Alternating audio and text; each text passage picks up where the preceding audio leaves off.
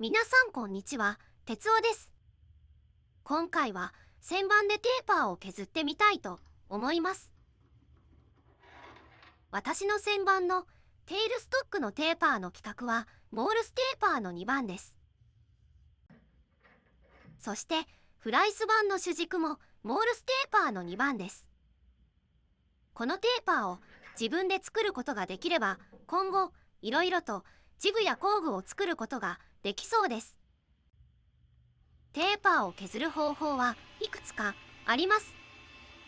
例えば一番簡単な方法は以前作った姿バイトでテーパーを削るような方法です。このような面取りバイトで削った部分も立派なテーパーです。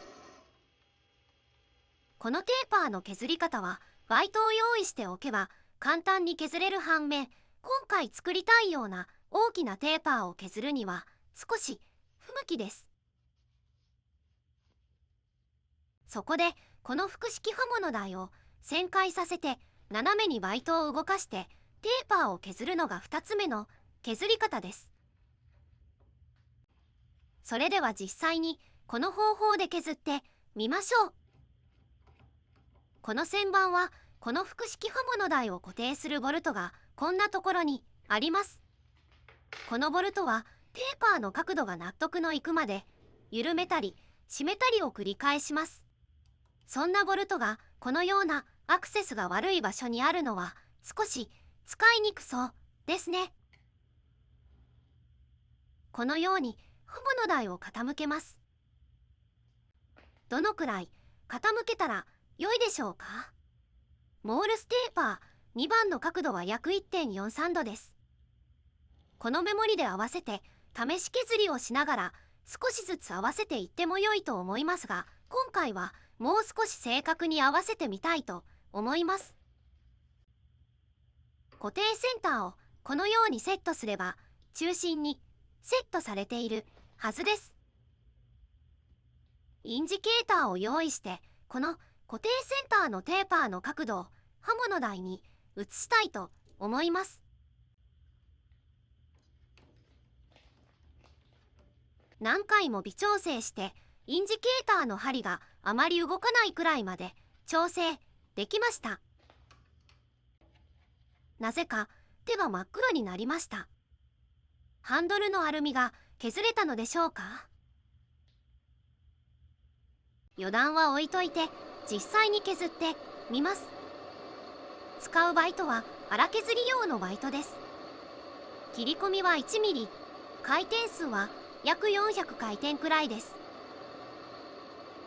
この刃物台を動かすのにもちろん自動送りはありませんので、手でハンドルを回して手動で削っていきます。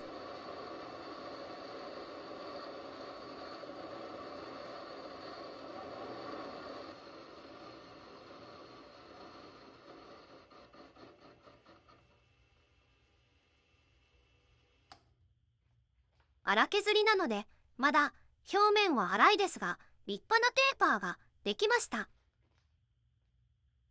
角度もそれなりに近いはずです。あとはテーパーの太い部分が約18ミリになるまで数回削っていきます。この刃物台を傾けてテーパーを削る削り方のメリットは、刃物台を傾ければ簡単にテーパーが削れる点です。しかしデメリットもあります。このミニ旋盤は刃物台が小さいので削り始めのこの辺りはアリ溝が少ししか噛み合ってなくて安定していません。モールステーパーの2番は長さが約70ミリのテーパーで、この旋盤でもギリギリ削ることはできます。しかし安定して削ることができるのはこの旋盤の設計上40ミリか50ミリくらいまででしょう。ある程度の太さまで荒削りができました。これでは表面が粗いので仕上げ削り用のバイトに交換して削ってみます。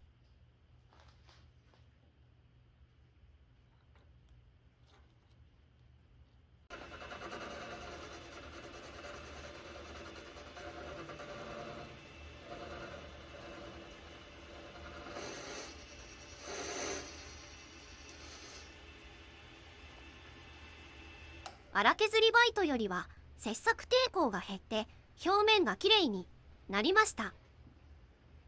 旋盤のテールストックの軸を抜いて削ったテーパーにフィットするか試してみましょう。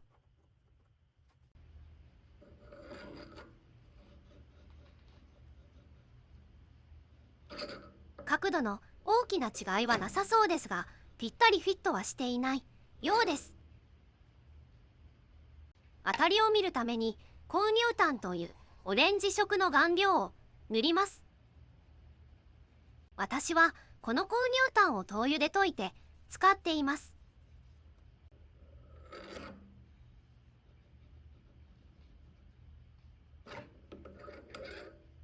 この高乳炭の取れ具合を見る限り、テーパーの太い部分が太すぎるようです。削っては高乳炭で面の当たりの確認、灯油作業を数回行えばぴったりフィットするテーパーが作れるはずです。今回このテーパーはこれで置いといて別の作り方を試したいと思います。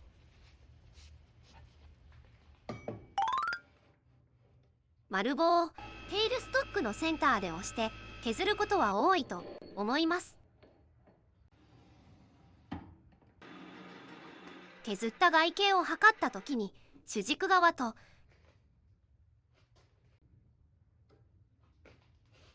テールストック側で外径の太さが違う時がありますよね。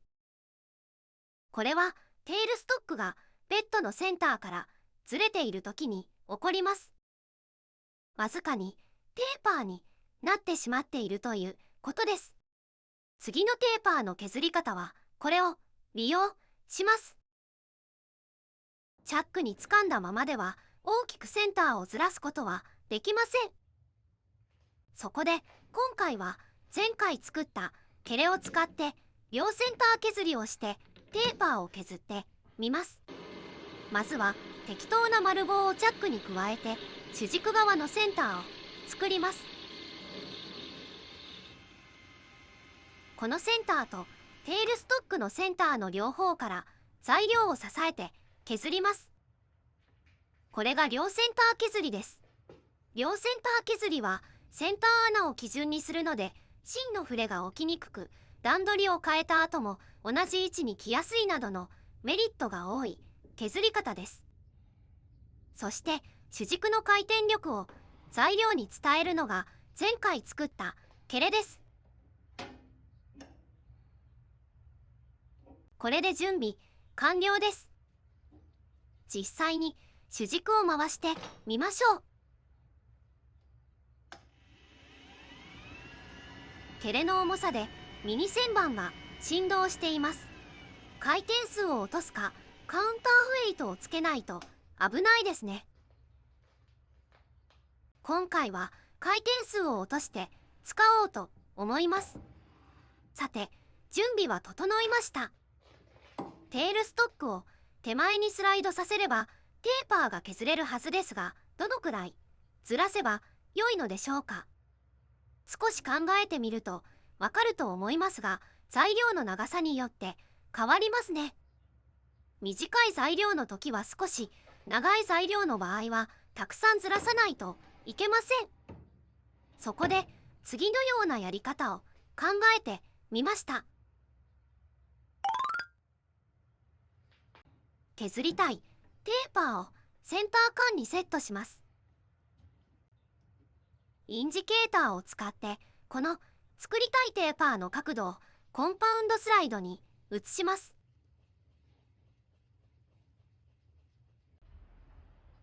このコンパウンドスライドの角度と材料が平行になるようにテールストックを調整します。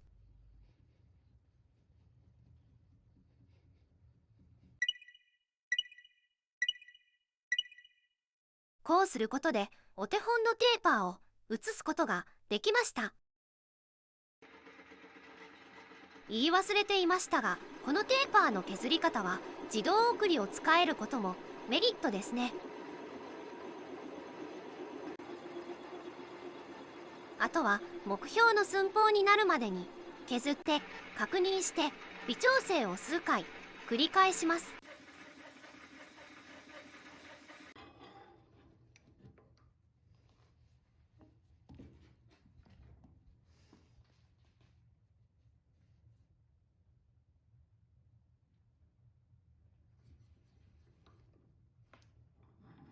良い感じの角度に削ることができました。